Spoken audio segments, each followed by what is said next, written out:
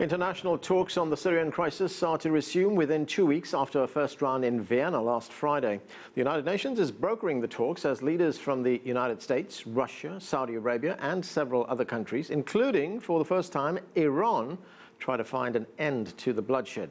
There's much to talk about, but first, for the latest, we turn to CCTV's Roee Ruttenberg in our newsroom. And Roee, let's first focus on the talks. We heard from the French foreign minister there at the top of the program that some progress has been made.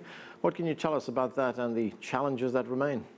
Indeed, well, 17 countries represented there in Vienna, and we heard from the U.S. Secretary of State John Kerry that on the big issue, namely what to do with Assad, they agreed to disagree.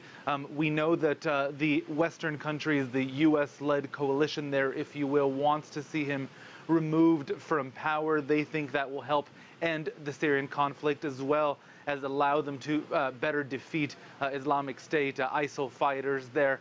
Russia and Iran, that other player that you mentioned, an unprecedented seat at the table for Tehran, want to see Assad remain, and they've talked about an expanded government, a national dialogue, if you will. We understand that there might be some tension now between Russia and Iran on their position, who is willing to back Assad all the way, but they seem to be still presenting a unified front. Now, we saw after those talks, the UN Special Envoy for Syria, Staffan de Mistura, he shuttled first to Damascus. Now we understand he may be heading to Russia on Wednesday to meet with the Russian Foreign Minister Sergei Lavrov there to discuss a possible dialogue that includes some members of the Syrian opposition. At those talks in Vienna, Russia gave the Saudis a list of 38 names, some of them Western-backed Syrian oppositions that they said would be possible candidates to speak with the Assad government to see if an agreement could be made. Another thing that's important to note is that the Iranians at the table said that they would leave if Saudi Arabia continued what they said being unconfrontational. So those talks will happen again in 2 weeks. Iran may not be there. Roee, the U.S. announced last Friday that it would send a small number of special operation forces, their number about 50, to Syria. Will that make a difference in this conflict?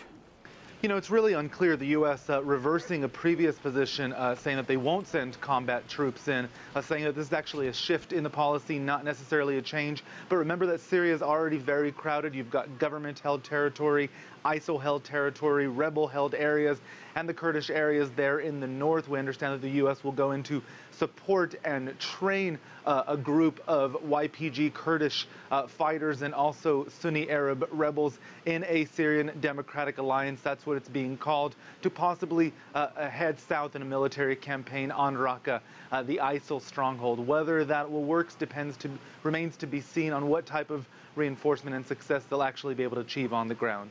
Okay, thanks, Roee. That's CCTV's Roee Ruttenberg reporting.